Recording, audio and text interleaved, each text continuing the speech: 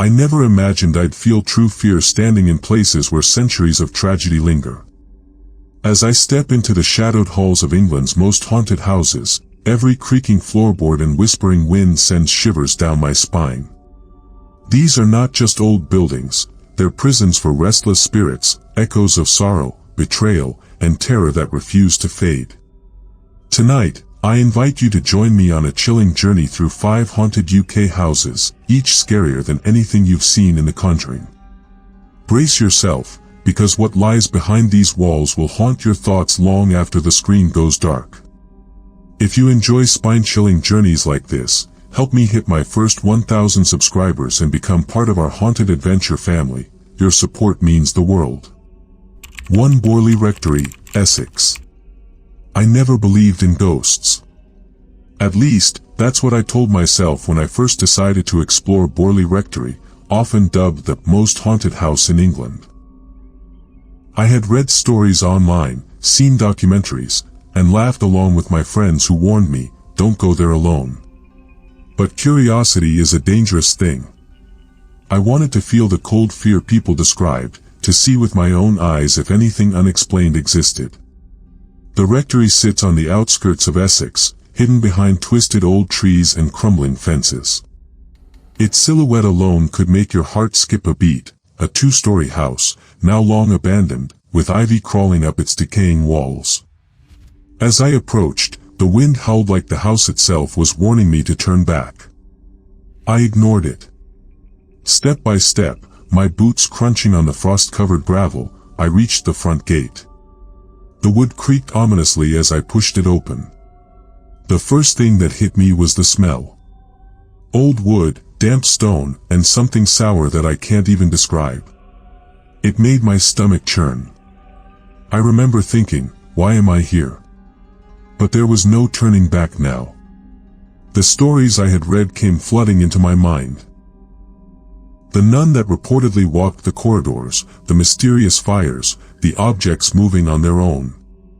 Each step inside made the temperature drop noticeably. My breath came out in frosty clouds, and I couldn't shake the feeling of being watched. I explored the main hall first. The wallpaper was peeling, revealing dark patches of mold. The floors creaked under every step, echoing unnaturally in the empty rooms. Then I heard it, a faint scratching sound, like nails dragging across wood. I froze. It's probably a rat, I told myself. But deep down, I knew it wasn't. The scratching grew louder, closer. My pulse pounded in my ears. Shadows danced along the walls, shaped by the dim moonlight filtering through broken windows. As I moved toward the staircase, a cold breeze brushed past my shoulder, though all doors and windows were closed. I spun around, and in the corner of the hallway, I thought I saw her, a figure in white, blurred and fleeting, vanishing as soon as I blinked. My heart raced. This is it, I whispered to myself. The stories weren't exaggerations. Borley Rectory was alive in a way I could never have imagined. I decided to venture into the study, where it was said objects would move on their own.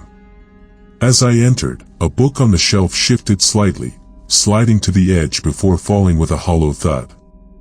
My hands shook, but I couldn't stop observing. The room felt suffocating, as though invisible eyes were pressing down on me. I whispered out loud, I mean no harm. I just want to understand. The air thickened. My voice barely echoed, swallowed by the oppressive silence. Then, as if answering me, a cold hand brushed past my arm. I yelped, stumbling backward. Nothing was there. Yet the sensation lingered, a memory embedded in my skin. I stayed until I could no longer endure the tension. As I left Borley Rectory, the wind seemed to push me away, almost protective. Outside, the night felt calm again, almost normal, but I knew what I had experienced was not normal. The rectory had imprinted itself onto my mind. The chill, the scratching, the fleeting figure, I carry it with me. Borley Rectory isn't just haunted because of ghost stories or folklore, it's haunted because the fear of the unknown, the eerie sensations, the whispers of the past, all converge into something that touches your very soul. I still get chills when I think about it. And deep down, I know that house is still alive with stories waiting for the next curious soul brave, or foolish, enough to enter. 2. Hampton Court Palace, London. I had always been fascinated by history, but nothing could have prepared me for the chilling reality of Hampton Court Palace. Visiting this iconic London palace seemed harmless at first: majestic architecture, sprawling gardens, and stories of Henry VIII and his royal intrigues. But beneath the grandeur, there is a darkness that whispers through the halls, a presence that refuses to fade with time. It was late evening when I arrived, long after most tourists had left. The palace stood silent, shadows stretching across the stone walls as the sun dipped below the horizon. Walking through the main entrance, I immediately felt a weight in the air, as if centuries of secrets were pressing down on me. The corridors were eerily quiet, except for the faint echo of my own footsteps. I told myself it was nothing, just the palace settling, but the hair on my arms refused to lie. The stories I had read came to mind: Catherine Howard, Henry VIII's ill-fated wife, whose tragic execution was said to have left her restless spirit wandering the palace.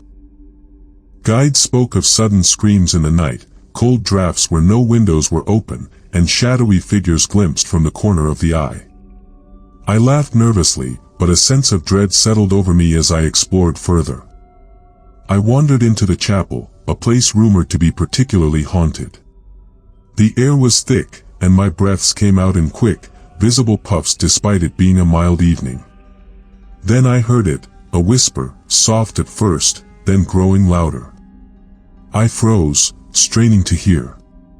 It sounded like a woman's voice, mournful and urgent, calling out from behind the altar.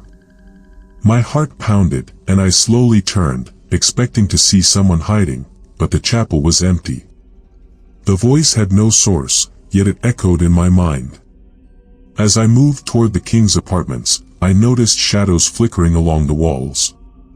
Shapes that didn't belong, moving independently of the flickering candlelight. A cold gust brushed past me, chilling me to the bone. I tried to dismiss it as my imagination, but every instinct screamed otherwise. The stories weren't just tales, they were warnings. In one of the long corridors, I thought I saw her, a fleeting figure dressed in Tudor attire, pale and trembling, her eyes hollow with sorrow. I blinked, and she vanished. My stomach turned over. I could feel the weight of centuries of fear, injustice, and tragedy pressing in. Every room seemed alive with history, but also with the restless spirits trapped within. I stayed until the sun fully set, knowing I could not linger any longer. Exiting the palace into the cool London night, I felt an uneasy relief. The grandeur was still there, magnificent and proud, but beneath it lay a darkness I could never unsee. Hampton Court Palace is not just a monument to history, it is a living repository of sorrow and unrest, a place where the echoes of the past refuse to remain silent. Even now, I sometimes recall that chapel whisper, the fleeting figure in the corridor, the cold that wasn't cold. Hampton Court Palace has a presence that lingers, one that leaves you questioning where history ends and the supernatural begins. For anyone daring enough to walk those halls, the past is not just history, it is alive, watching, and waiting. 3 Pluckley Village, Kent. I had heard the legends long before I ever set foot in Pluckley. Known as the most haunted village in England, it promised more than just creaking houses and eerie fields, it promised stories that could make even the bravest soul shiver. I arrived at dusk, the sky painted in bruised purples and grays, the faint mist curling around the cobbled streets. The village looked peaceful at first, quaint cottages lining narrow lanes, smoke curling from chimneys, and the distant sound of a dog barking. But there was a tension in the air, an almost tangible weight pressing down, as if the village itself were breathing slowly, watching me. I started at the village center, where locals had told tales of multiple ghosts roaming the streets. There was the highwayman, said to appear in the dead of night, cloak billowing, eyes hollow with rage. There were reports of a phantom coach rattling down the lanes, pulled by spectral horses whose hooves made no sound, yet shook the ground beneath you. I laughed nervously to myself, trying to convince my racing heart that none of it could be real. But deep down, I didn't believe my own words. As I wandered deeper into the village, the mist thickened, curling around my legs like ghostly fingers.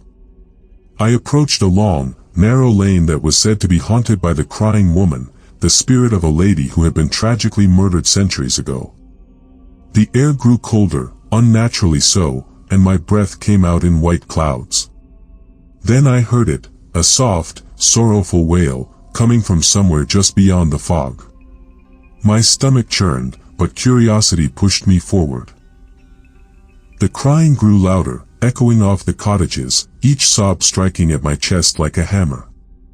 I wanted to run, but I couldn't. Something compelled me to keep moving, to face what should have been impossible. Suddenly, I caught sight of movement in the corner of my eye, a shadow darting across the narrow lane. My pulse raced. I called out, "Hello? Is someone there?" The echo returned, but no human voice answered. Only the wail lingered. My hands shook as I gripped my camera, trying to record the strange phenomena. The fog thickened further, and I could barely see the cobblestones beneath my feet. Then, fleetingly, I saw them, phantoms of people long dead, figures in old-fashioned clothing, silently walking the streets, their faces blank yet mournful. My heart felt like it was hammering out of my chest. I blinked, and they were gone. But the cold, heavy feeling of being watched remained. I continued on, eventually finding myself near the edge of the village, where the tale spoke of a ghostly monk wandering the old churchyard. The trees there groaned in the wind, shadows stretching unnaturally across the gravestones. I felt a brush against my shoulder and spun around, but nothing was there. Only the silence of the village, broken by my own panicked breathing. By the time I left Pluckley, night had fully fallen. The mist enveloped the village, and I could feel the eyes of centuries staring from the darkness. Pluckley is not just haunted by one ghost, or two, it is haunted by a tapestry of sorrow, vengeance, and lost lives, each spirit trapped by history, unable to rest. The village is alive in a way that defies explanation.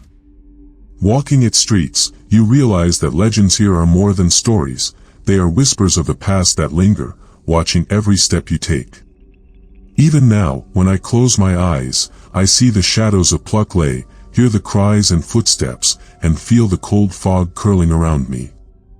It is a village that does not forget, that does not forgive, and that will haunt anyone who dares to truly see it. For Chillingham Castle, Northumberland. The moment I saw Chillingham Castle from the distance, I felt a chill that had nothing to do with the cold Northumberland wind. Its jagged towers pierced the sky, black against the pale evening light, and the surrounding moors stretched endlessly, shrouded in fog. Locals had whispered to me about the castle's bloody history, about tortured prisoners and restless soldiers who never left. I wasn't a believer in ghosts, yet standing before those ancient walls, I felt a pull, a curiosity I could not resist, even if it meant confronting terror itself. The drawbridge creaked under my weight as I stepped inside, echoing in the cavernous entry hall. The air smelled of damp stone and decades of history, and my every footstep felt amplified, swallowed by the castle's immense silence. I tried to shake off the feeling, reminding myself that it was just an old building, yet an instinctual unease settled over me. The walls themselves seemed alive, whispering secrets I wasn't meant to hear. I moved cautiously toward the northern wing, where the stories spoke of the ghostly soldiers. They said the screams could be heard at night, echoing through the corridors where prisoners were once tortured. I stopped, straining to hear over the rush of my own heartbeat, and then, a distant wail. It was low at first, like a voice trapped beneath the stone floors, then rising in a crescendo of agony. My stomach turned, and I gripped my jacket tighter, feeling sweat prickling my skin despite the chill. As I walked deeper into the castle, the hallways seemed narrower, the shadows thicker. A sudden clatter echoed from an unseen room, making me jump. I caught sight of movement in the corner of my vision, an armored figure, pale and motionless, standing just beyond the light cast by my flashlight. I blinked, and it vanished. But the unease lingered, like a weight pressing on my chest. The air was charged, electric with something I couldn't explain. In the dungeons below, the stories said, the prisoners' tormented souls remained, trapped by their suffering. The stone steps were slick, the walls slick with damp, yet I descended, drawn by a compulsion I couldn't resist. My torch flickered, casting grotesque shadows across the narrow cell doors. I thought I heard whispers, faint cries for mercy, names being called, indistinct but urgent. My heart raced. The human mind is a fragile thing in moments like this. Every shadow became a figure, every creak a scream. The strangest moment came in the great hall. I paused, looking at the long tables and high vaulted ceilings, imagining the feasts that once were held there, but also the tortures and executions. Then it happened. A sudden, icy gust swept across the room, knocking my flashlight to the floor. For a brief instant, I could see them, spectral soldiers, pale faces twisted in anguish, eyes hollow, silently marching across the hall. I stumbled back, my breath coming in sharp gasps. And then they were gone, leaving only the echo of their march in my ears. I left Chillingham Castle as the night grew darker, feeling the weight of the centuries pressing down behind me. The castle's history is not merely written in books, it lingers, alive in shadows and cold drafts, in whispered cries and fleeting apparitions. Walking away, I understood why this place is feared, respected, and never truly forgotten. Chillingham Castle is haunted not just by ghosts, but by the pain, fear, and human suffering that once filled its stone walls. And anyone who dares to enter will feel it, an invisible hand gripping their very soul. 5 Blickling Hall, Norfolk. The first time I approached Blickling Hall, I could feel the history pressing in, heavy and unrelenting. The manor sat in the midst of sprawling Norfolk gardens, its red brick walls towering over me as I walked up the winding gravel path. I had read the legends, and Boleyn, the ill-fated queen executed by Henry VIII, was said to haunt these halls. I had explored haunted locations before, but something about Blickling Hall felt different. It was alive with anticipation, as if the house itself were aware of my presence. The grand entrance welcomed me with silence. No tourists, no guides, just me, the echo of my footsteps, and the faint rustling of autumn leaves outside. As I wandered through the vast corridors, I imagined Anne Boleyn pacing these very halls centuries ago, the weight of her fate pressing on her shoulders. The stories said that on certain nights, you could hear her footsteps, soft yet deliberate, moving toward the chapel or along the gallery. I shivered, though the day was still bright, and tried to tell myself it was just my imagination. I entered the long gallery, lined with portraits of long-dead nobles. The air was cold, unnaturally so, and a draft whispered past me, brushing against my neck. I paused, holding my breath. Then I heard it, a faint whisper, almost like a sigh, carrying a sorrowful tone. It came again, more insistent, echoing through the gallery. My pulse raced. I was alone, yet I felt that I was not. The stories were true, at least in the sense that something unexplainable lingered here. The most chilling moment came in the hall where Anne Boleyn was said to appear. The legend goes that she walked silently, her head carried under her arm, a reminder of the betrayal and execution that ended her life. I stepped cautiously into the room, every sense alert. The temperature dropped suddenly, my breath visible in the dim light. A shadow shifted in the corner of my vision, fleeting but distinct. I turned sharply, nothing. My heart pounded. Then, a soft whisper, almost a pleading sound, seemed to circle me. It was human, desperate, filled with regret and sorrow. I moved to the windows, trying to shake the feeling, to remind myself it was all superstition. But the whispers followed me, growing slightly louder, overlapping with the rustling of trees outside. I imagined her, Anne Boleyn, trapped between centuries, replaying her final moments, her despair echoing in the house. I could almost feel her fear, the injustice she suffered, and the pain that must have lingered in the stone walls. Every step I took seemed to resonate with hers, every sigh I heard mingling with the sorrow of the past.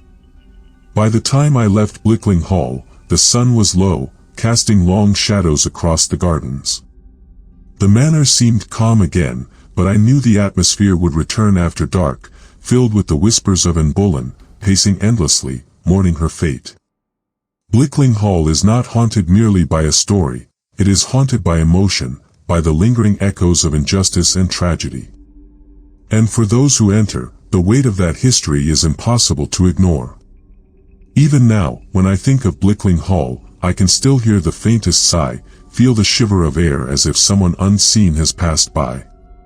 Some hauntings aren't about terror, they're about memory, and in this manner, the memory of Anne Boleyn lives on, unbroken by time.